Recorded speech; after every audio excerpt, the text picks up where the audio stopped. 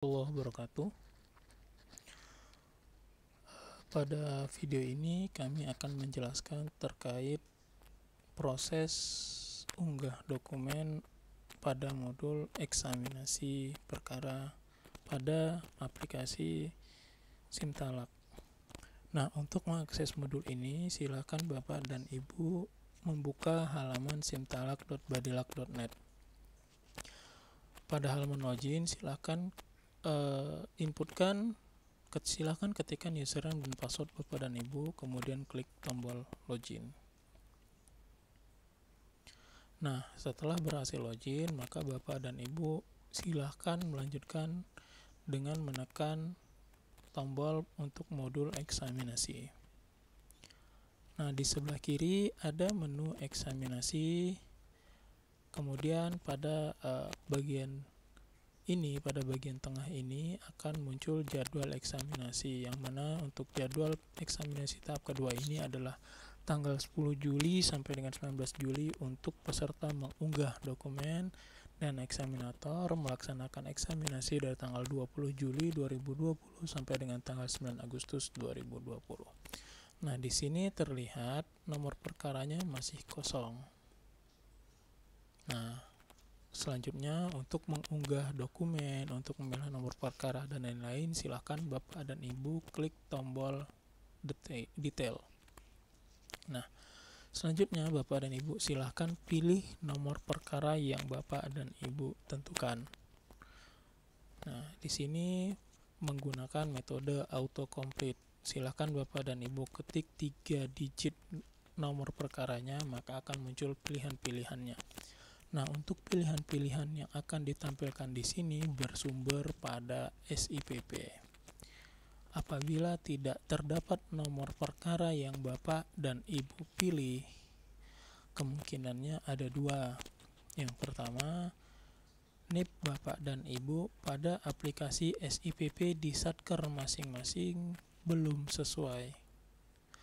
Atau kemungkinan kedua, status Bapak dan Ibu pada perkara tersebut bukanlah hakim yang aktif untuk perkara tersebut. Nah, untuk permasalahan pertama tadi, silahkan berkomunikasi dengan admin di pengadilan agama masing-masing untuk memperbaiki NIP Bapak dan Ibu sekalian pada menu referensi hakim. Sedangkan untuk permasalahan kedua, silahkan Bapak dan Ibu perbaiki penetapan majelis hakim pada nomor perkara yang Bapak dan Ibu pilih. Nah, jika di sini sudah tampil, kita ambil saja satu contoh. Nah, kemudian silakan Bapak dan Ibu unggah dokumen bundel A dan juga dokumen putusan sesuai dengan tempat yang telah disediakan. Untuk yang pertama adalah dokumen bundel A dan kedua adalah dokumen putusan. Nah, yang selanjutnya yang harus Bapak dan Ibu kerjakan adalah menentukan dokumen-dokumen yang tersedia untuk perkara tersebut. Jadi di sini ada beberapa dokumen yang sudah dipetakan oleh tim dari Ditjen Badilak. Nah, untuk dokumen-dokumen ini kita klasifikasi menjadi dua klasifikasi besar, yaitu dokumen yang secara default sudah kita checklist, yang kita anggap sudah pasti tersedia, dan yang kedua adalah dokumen yang bersifat opsional. Nah, untuk dokumen yang kita anggap pasti tersedia ini tidak bisa dipilih, seperti contohnya surat gugatan atau permohonan, surat penetapan atau penunjukan, relas panggilan, bas pertama, kemudian sidang terbuka dan tertutup, dan lain-lain. Itu tidak bisa diubah oleh Bapak dan Ibu sekalian. Nah, untuk yang lain seperti misalnya surat kuasa khusus, surat kuasa insidentil, relas delegasi ataupun tabayun, mediasi dan lain-lain, ini bersifat opsional. Opsional di sini dalam arti kata silakan Bapak dan Ibu sesuaikan checklist ini dengan apa yang tersedia pada perkara tersebut. Misal, perkara tersebut tidak menggunakan kuasa, baik itu kuasa khusus maupun kuasa insidentil, maka silakan hilangkan checklistnya di sini. Dan juga di bawah sini ada identitas kuasa hukum dan kuasa insidentil, kuasa hukum advokat dan kuasa insidentil. Kemudian misal perkara tersebut tidak ada delegasi, silakan hilangkan checklistnya juga. Nah, jika semuanya sudah sesuai, silahkan Bapak dan Ibu klik tombol simpan untuk menyimpan semua perubahan data tadi. Nah, setelah kita klik tombol simpan, di sini terlihat nomor perkaranya sudah muncul.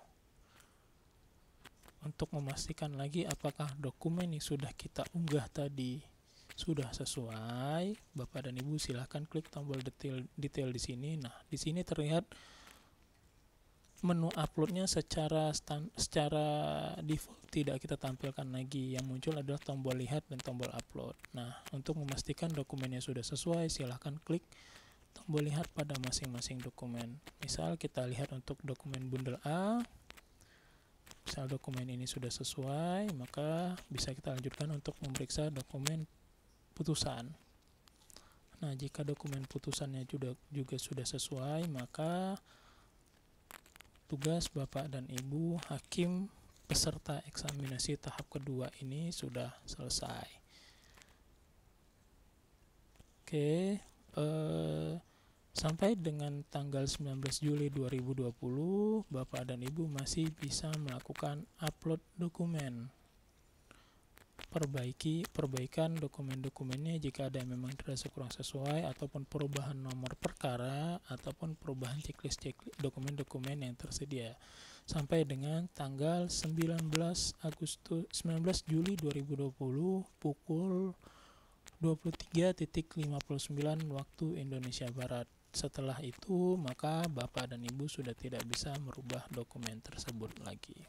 Oke, mungkin demikian saja penjelasan terkait modul eksaminasi untuk peserta eksaminasi. Wabillahi taufiq wal hidayah. Assalamualaikum warahmatullahi wabarakatuh.